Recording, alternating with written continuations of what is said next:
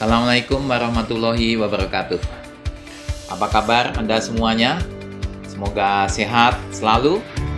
Saya mulai dengan sebuah pantun ya.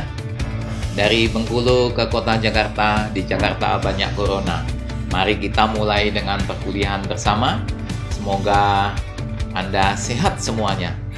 Baiklah, pada hari ini kita akan melakukan perkuliahan inovasi dan paradigma baru pendidikan. Untuk membahas perkuliahan ini, selanjutnya kami persilahkan untuk melihat slide sebagai berikut. Baiklah, pada hari ini akan saya jelaskan materi tentang inovasi dan paradigma baru pendidikan. Pada hari ini, kajian yang akan kita bahas adalah peran pendidik dan tenaga kependidikan dalam inovasi pendidikan. Capaian pembelajaran yang hendak Anda capai, yakni supaya mahasiswa mampu menunjukkan peran pendidik dalam inovasi pendidikan. Yang kedua, mahasiswa diharapkan mampu menunjukkan peranan tenaga kependidikan dalam inovasi pendidikan. Dan yang ketiga, mahasiswa diharapkan mampu menunjukkan peranan pengelola pendidikan dalam melakukan inovasi pendidikan. Seperti yang telah kita ketahui bahwa inovasi pendidikan itu merupakan suatu proses kreatif, yakni dengan melakukan kegiatan pembaharuan, baik menerima atau memproduksi inovasi melalui pengkajian maupun penelitian, bisa menghasilkan sesuatu yang baru, objek baru, suasana baru, sehingga bisa menghasilkan sesuatu yang bermanfaat, bisa memecahkan masalah, dapat menikmati dan lebih efektif, efisien, menguntungkan, dan bernilai komersial. Inovasi pendidikan itu merupakan suatu ide, praktek, atau objek yang dilihatnya sebagai sesuatu yang baru yang bermanfaat dalam bidang pendidikan. Ini contohnya seperti yang sudah kita bahas. Ada e-learning, full day school, akreditasi, sekolah berbasis online, manajemen berbasis sekolah, ujian nasional berbasis komputer, sertifikasi, dan seterusnya.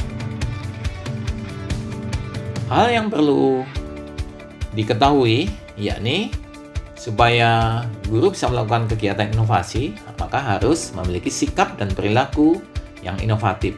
Demikian juga tenaga pendidikan juga harus memiliki sikap dan perilaku yang inovatif, yakni memiliki rasa tidak puas oleh kondisi ini dan memiliki kebutuhan untuk mengubah kondisi diri dan lingkungannya, rajin melakukan atau mendesain program inovasi, melakukan kajian atau riset, melakukan uji coba, dan melakukan difusi inovasi melalui diseminasi, promosi, dan komersialisasi.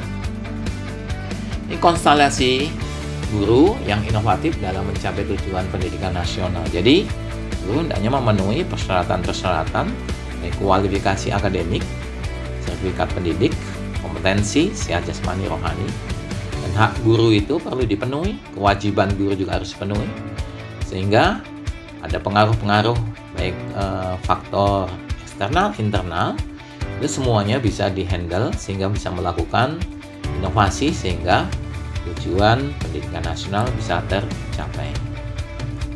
Ini kewajiban guru yang harus dipenuhi sesuai dengan pasal 20 Undang-Undang Nomor 14 Tahun 2005 tentang guru dan dosen.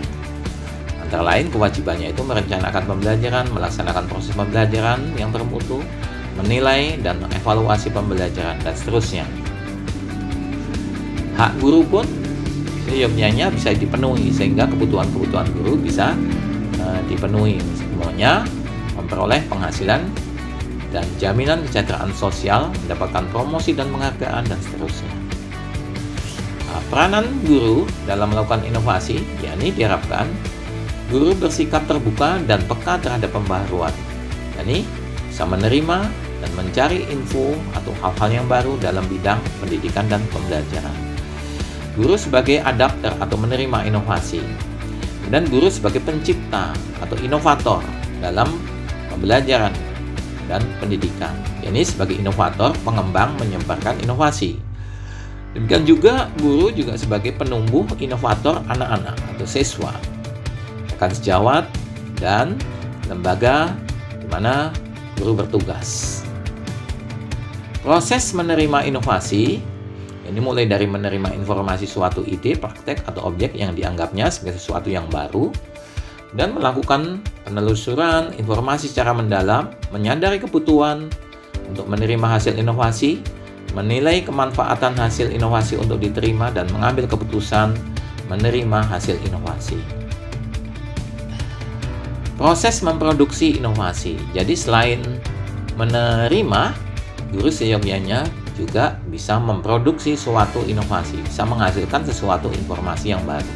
Ada dua cara, ini melakukan pengkajian dan melakukan penelitian. Pengkajian, kita rumuskan judul inovasinya, latar belakang, tujuan inovasi, mekanisme dan desain, dan pengorganisasiannya bagaimana. Demikian juga bisa dituliskan dengan merumuskan judul, latar belakang, permasalahan, pembahasan, dan kesimpulan. Demikian juga bisa melakukan riset atau penelitian. Kita rumuskan judulnya, permasalahan, tujuan inovasinya apa, pengkajian teori, metode penelitiannya bagaimana, kita kemukakan hasil dan pembahasannya, kita lakukan simpulan inovasinya, dan implikasi dan saran. Bagaimana upaya guru supaya guru itu menjadi inovatif? Jadi ada upaya-upaya dari diri sendiri, lembaga tempat tugas, pemerintah, masyarakat umum, maupun organisasi profesi. Setidaknya, guru memiliki upaya dari diri sendiri, yakni secara sadar berupaya memenuhi indikator guru yang inovatif, yakni dengan cara rajin membaca, menulis, merencanakan, melaksanakan evaluasi, melakukan refleksi untuk menemukan sesuatu yang baru. Demikian juga kondisi lembaga tempat tugas, semuanya di sekolah atau di kantor, ini dengan melakukan perencanaan, pengordiniran, membina, melalui pendidikan dan latihan, memfasilitasi, mengawasi, evaluasi, memperbaiki, meningkatkan agar guru menjadi inovatif, bisa menerima maupun menciptakan sesuatu yang baru. Demikian juga dari pemerintah.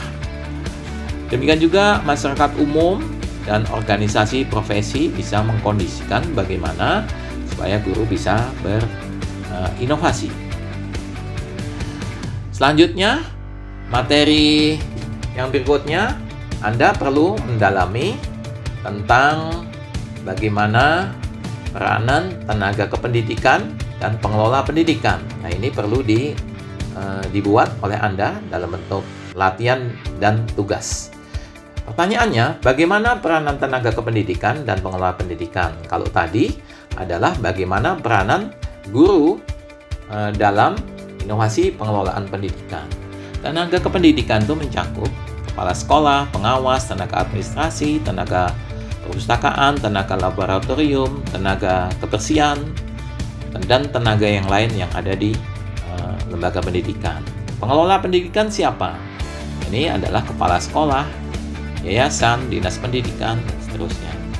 Ini peranannya bagaimana? Antara lain itu bisa memfasilitasi inovasi guru, memfasilitasi inovasi akademik atau kegiatan pembelajaran, memfasilitasi inovasi administrasi sekolah untuk membackup dari kegiatan inovasi akademik yang dilakukan oleh guru, dan melakukan inovasi pengelolaan kesiswaan, sarana prasarana, pembiayaan, diktendik, humas, layanan khusus. Demikian juga masalah-masalah yang berkaitan dengan administrasi. Jadi itu bisa di-backup oleh tenaga kependidikan. Ini semua diharapkan bisa melakukan perbaikan dan peningkatan mutu pendidikan. Nah, ini nanti bisa dikembangkan oleh Anda sendiri. Bapak Ibu semua, saya pikir demikian materi pada hari ini. Semoga Anda bisa memahaminya. Terima kasih. Baiklah, kegiatan perkuliahan cukup sampai di sini. Kita sama-sama baca hamdalah. Alhamdulillahirabbil alamin. Assalamualaikum warahmatullahi wabarakatuh.